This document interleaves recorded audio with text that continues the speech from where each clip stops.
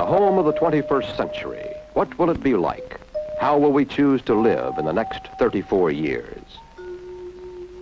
We might fill our home with furniture like this.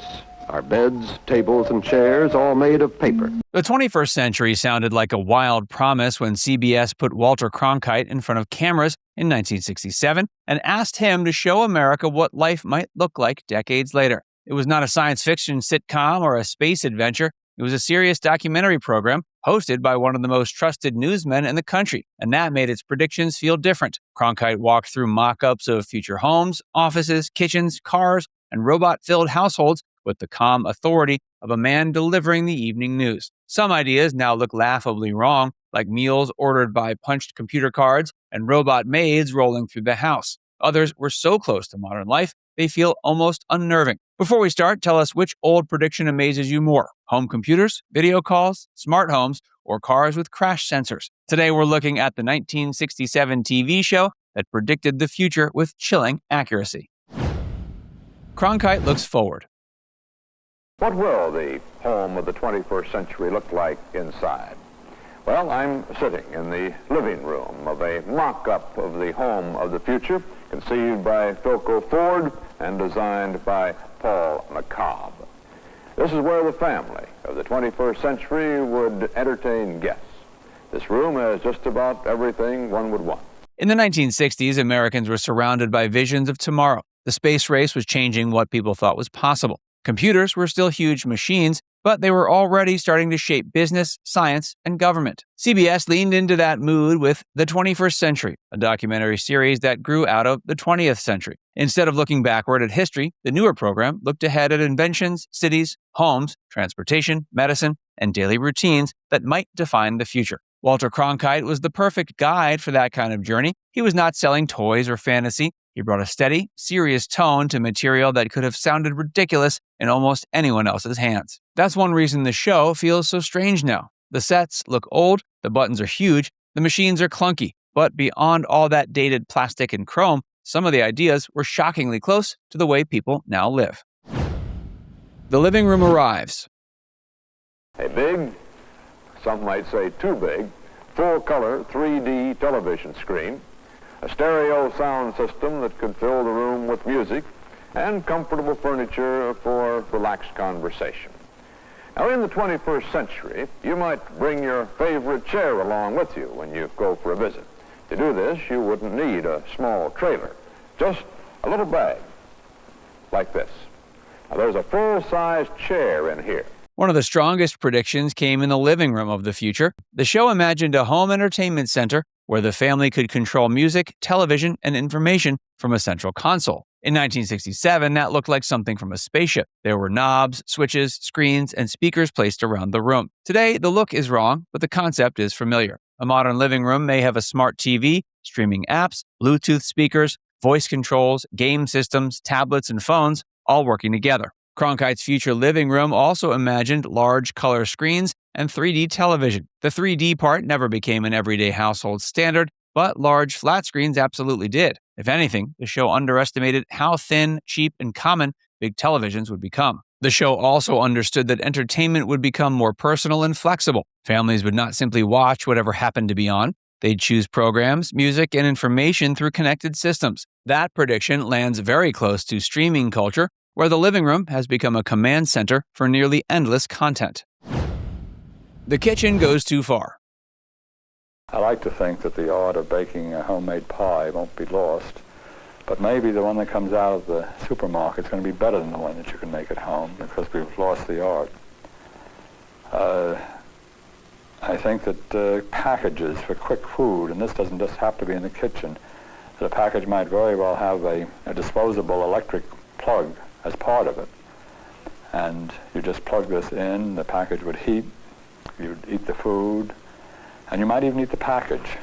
All the wasted paper in the world, it's conceivable that when the package was heated, it would turn into part of the food. The kitchen of the future is where the 21st century gets more amusing. The show correctly guessed that people would cook less from scratch and rely more on prepared foods. It also understood that microwave ovens would become common. Those are strong guesses. Frozen meals, ready-made dinners, delivery apps, takeout, meal kits, and microwave cooking have all become normal parts of modern food culture. In that sense, the show understood the direction of American convenience. But then things got strange. The future kitchen used punched computer cards to order meals. Food moved along a conveyor belt.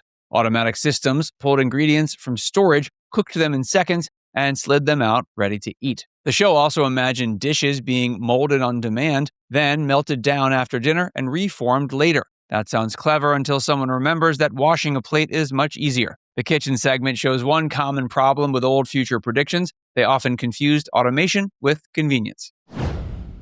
The home office hits. When I've finished catching up on the news, I might check the latest weather.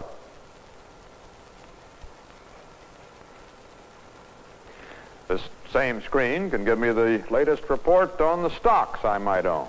The home office is where the program came closest to modern life. Cronkite showed viewers a computerized communications console that would allow someone to work from home without going into a separate office. That idea alone was far ahead of its time. The show imagined a screen that could deliver news from around the world, provide stock information, show the weather, and store or print personal copies. Today, all that can be done in seconds on a laptop or phone. Even more striking, the console included video communication. Cronkite imagined seeing the person you were speaking with during a call. At the time, that still sounded futuristic. Now it's ordinary. Video meetings, FaceTime, Zoom calls, live streams, and remote interviews are part of daily life. The show also imagined electronic correspondence and a networked flow of information. It did not use the word internet in the modern sense, but the shape of the idea was there.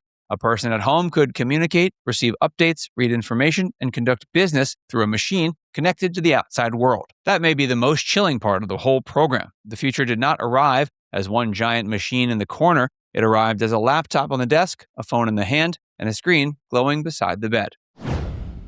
The robots missed the door. Robots are coming, not to rule the world, but to help around the house. In the home of 2001, machines like these may help cook your breakfast and serve it too.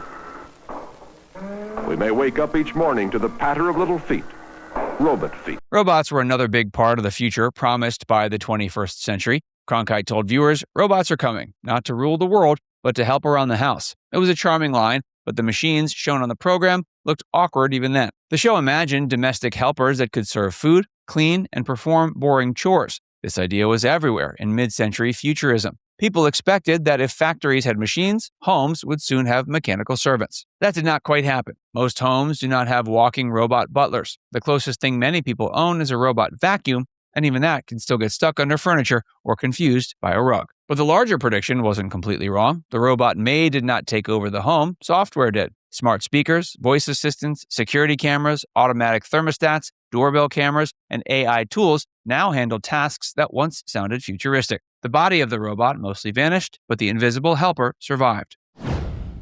The cars got safer. Instead of a weekly trip to the gas station, all you do is charge the batteries overnight when you get home by plugging them into a conventional electrical outlet. The cost per month, $15. The show's predictions about cars were also impressive. Later episodes examined traffic, safety, and the future of driving at a time when America was already wrestling with crowded roads and dangerous crashes. The program did not obsess over flying cars, which is probably why it aged better than many old predictions. Instead, it focused on practical improvements. It looked at airbags, anti-lock braking, cruise control, distance sensors, better road signs, and computerized systems that could help drivers avoid trouble. Those ideas are now ordinary parts of modern driving. Airbags are expected. Anti-lock brakes are standard. Cars can warn drivers about nearby vehicles, help with braking, track lane position, and even steer under certain conditions. Not every prediction landed. Some ideas, like steering wheels that measured emotional stress, never became common. But the program understood something important. The real future of cars was not just speed or style. It was safety, sensors, and computers quietly making decisions in the background. In the end, the 21st century was wrong about plenty. It imagined too much plastic, too many buttons, too much leisure, and too many clumsy machines doing simple chores. But when it was right, it was startlingly right. It saw the connected home, the home office, video calls, on-demand entertainment, smart systems, and safer computerized cars long before most people were living with them. That's why this 1967 TV show still feels less like a dusty old broadcast and more like a message sent from the past to a future that actually came true. Now it's time to hear from you. Which prediction from the 21st century feels strangest today? The home office, video phone, the smart living room, the robot helpers, or the computerized car? Let us know in the comments section below.